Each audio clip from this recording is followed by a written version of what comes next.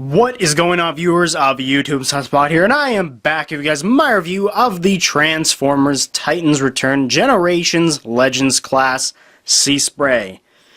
Yes, we are officially, technically, done with the Titans Return line of the Generations line, which is confusing because Generations was its own line at one point, but then it became like this brand, and now Generations owns Combiner Wars, Titans Return, now Power of the Prime, so it's confusing. But the point is, Power of the Primes is among us now, and Titans Return has officially ended. So I picked up this guy, Legends Class Seaspray, and here is the box. Really nothing too fancy. I do like the artwork up top with him in his alt mode splashing through some waves. That looks very, very pretty, and it's a fairly simple box. Really nothing to write home about. There's nothing on the sides or anything, but on the back there is a nice product image of the figure, and there is a description of the character. You can pause and read that if you'd like, but it's fairly simple, and again, really nothing to write home about with this box. But there's a closer look at the artwork there, so that's pretty nice. But here's this little guy, and he's pretty adorable, isn't he? Look at him go. Let's just position him the way we want to here. And he's pretty adorable, right? I love this guy so much. Probably one of my more favored figures of the line thus far. Check it out. I do like the pose I put him in. He's very proud of himself, which is kind of the look that I'd want him to be in for something like this. It works so well with the way his knee joints work. He's kind of, slouched over a tiny bit, but he's still, going for it. So there you go with that. I think he is a wonderful figure. Just straight off the bat, you could tell this guy is very, very nice looking. You can take this off and have that kind of that alternate look if you wish. I do like to have this battery pack on at all times. And yes, this is a sticker. It's not painted.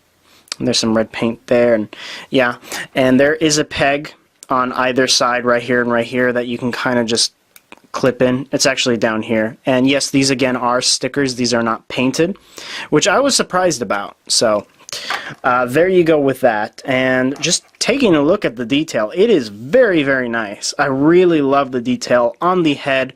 I do like kind of that bluish black tint they got going on with the visor, and then the obviously the yellow head, which is molded in yellow plastic. It's not painted over anything. The same with these parts here. I'm not sure if these seem like they're molded in blue too, but I could be wrong. And yes, there is a screw at the back of his head, which kind of blows, but really nothing much you can do about that. A lot of detail on this guy. Yes, the paint is not super exquisite, as you can tell, but it's simple, which is kind of what you want with this G1-esque style they're going for. You want them as simple as you can be in some respects. And there's his arm, some nice indentations and molding details there. You got some, I can't tell what that is. That looks like Cybertronian writing, actually. I did not notice that until now. That's pretty cool. I really like that touch. And here's the back, some more molded detail, looking very, very pretty. And moving down on the legs, very short and stubby, and his feet are ridiculously huge, which I absolutely love. I think that just makes him all the more adorable. He does have the kind of like a glossy tint to the windows, which does make a nice contrast, and a bit of white paint. It's not the cleanest, I will admit. You could tell some white did leak onto the blue, but whatever, and there you go with the bottom. So overall, this is a wonderful, wonderful figure. I am in love with this guy. He is so fun to play with. I just absolutely love messing around with him. And on a side note, I am using a new lighting setup, so please tell me if anything you see here is improved, which I hope to God it is, because I spent a lot of money on this lighting. Anywho, let's take a look at articulation. Not the most articulated in the world, but his head can move from side to side. It can actually go 360, but yeah. These rotors can spin, which is a lot of fun, either way, obviously. The shoulder joint is on a ball joint, so you can rotate, move in and out, kind of wobble there, and same with the elbow can go in and out about 90 degrees, and then fold back this way to line up parallel with the transformation. And it obviously can rotate. No waist articulation whatsoever. I mean, technically you can do that if you want him to look down a little bit, but that will, as you can see, break the transformation. But it's really not that bad. The legs, so they can move forward that much. They can go back that much. He can kind of do the splits, not really. He does have the thigh rotation as well as some pivot there. He does have a knee joint that goes back that much and actually forward that much. And the ankle, whoops, this part fell off, it happens. And the ankle can go back that way and move forward and back. It's, you know, it's really just for the transformation. That's about it for this guy. Again, this is a Legends class figure, which I'm okay with for Seaspray because he's one of the mini bots from G1, so it just makes sense that he's a Legends class figure, and I really like the way this guy turned out. I think he turned out absolutely wonderful. Give another 360 there. Just a very pretty figure. I really enjoyed this. I've always been more fond of the Legends class stuff, like of the mini bots, than your standard deluxe class figures. And if you are curious of his size, let us find out what his exact size is. He is about right under 4 inches, so he's really not that tall of a fella. He is in scale with, like, let's say, your standard deluxe class figure. I do have Slug Sleener here, who I should be reviewing soon, and he's about half his size. You know, I do like the scale here. It makes sense. He's a mini bot, and I think he personally sizes pretty well with Masterpiece stuff. I don't have anything on hand. However, I think it works. He's a great stand-in for your Masterpiece stuff if you don't want to do, you know, third-party stuff. And moving that guy aside, here he is next to your typical Marvel Legends figure. Let me position her. I do have him next to Medusa here. So there you go with that. Again, half the size, so yeah. And here he is next to my alpaca. Yep. And there you go with size. So let's get to the highlight of this video, shall we? The transformation, and I think this guy has a really fun transformation personally. Let's move the table a little bit closer and just get to this. Now I am rusty because I have not transformed this guy in a little while, so I'm just going to go with the flow here.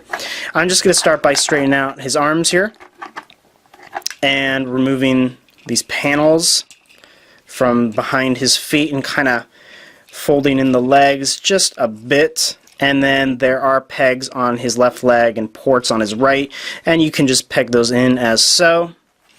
You can remove this for now if you choose. You can pull this forward. You can turn his head around if you want. You know, it's really not necessary. And this waist piece will actually fold in, and it's kind of about according everything in now, as you can see. I got to work with it a little bit. Move these arms around, and yeah, it's pretty simple. It's a little fidgety though sometimes. Again, just work with it. You have to get everything lined up perfectly, and then as you can see, these leg pieces peg in right over here, and it's all about working with it, and the arms peg into the sides. So, and really, that's about it. There he is in his alt mode, and I think he looks wonderful. You can put this back on. I like it personally. I think it looks great when, especially on the alt mode, and yeah, there you go with that. He looks great. Give you guys a bit of a 360 here.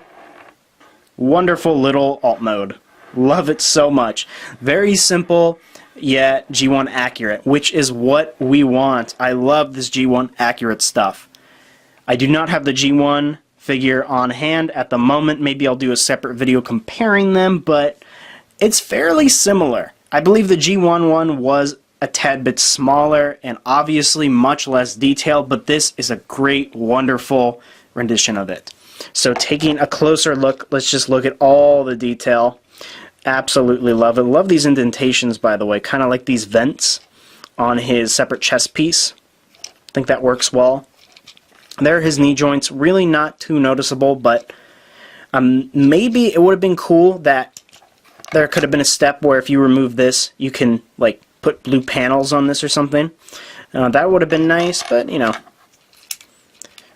what can you do?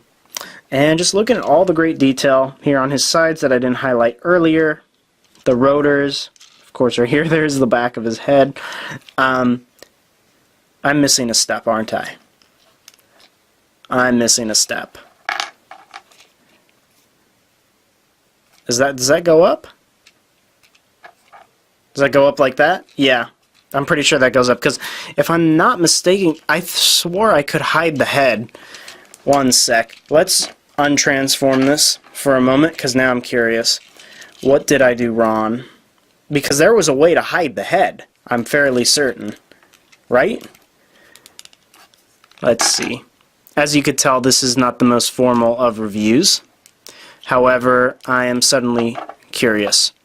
And I guess not, because you can, you could put this panel up and it hides the head, and really that's about it. So, yeah, to transform this guy back, it's really, really similar. Just accordion out those legs, put these panels back, and unpeg the arms, and bring this whole torso section or upper body section down. Put this panel down and rotate his head. And there he is. He's all cute again. Yep. I love this guy so much. He's so much fun to play with, you know? I just love little Transformers like this that you could just mess around with on your desk. And really, no matter what pose you put this guy in, he just looks nice. I absolutely love that so much. Just check that out. I love that pose so much. Very, very beautiful Transformer. And I'm glad Titans Return made this guy. He is amazing, and I hope that Power of the Primes will exceed this line. I am missing one thing, and I am missing his collector card. So let me go ahead and go find that for a moment. Okay, we have returned. Here's his collector's card. Really nothing too special, similar to the character art on the box. So there it is. Nothing too fancy. And here are his tech specs. So yeah, not the most powerful, is he? And I think that's about it with this figure. There's really not much I can talk about anymore. That's pretty much it for this little guy. He is a very, very solid figure, and personally, I believe he's a wonderful stand-in for your Masterpiece collection if you are a Masterpiece collector. If you're not, really, we don't get too many Seaspray figures. The same with Cosmos. How often do we get those kind of mini-bots? Yes, we get a lot of Bumblebee, we get a lot of Cliff Jumper, we get a lot of Brawl, stuff like that, but, sorry, Brawn, but that's about it, you know? On occasion, we get these guys, but in Combiner Wars, we didn't get this. We didn't get a Seaspray, we didn't get a Cosmos, so this guy is top-notch. I paid $12 for this about, I could be wrong, it was a little while ago, but definitely worth it. He's a fun figure, so if you see this guy in stores, I found him at Walmart, definitely pick him up because he's just a lot of fun. As always, go check out the Sanctuary on our Facebook group page, as well as our YouTube channel where we currently host all of our live streams. And with that said, people, if you did enjoy this video, please like, subscribe, comment, check out my site at SunSpotReviewz.com, and I will see you guys in my next video.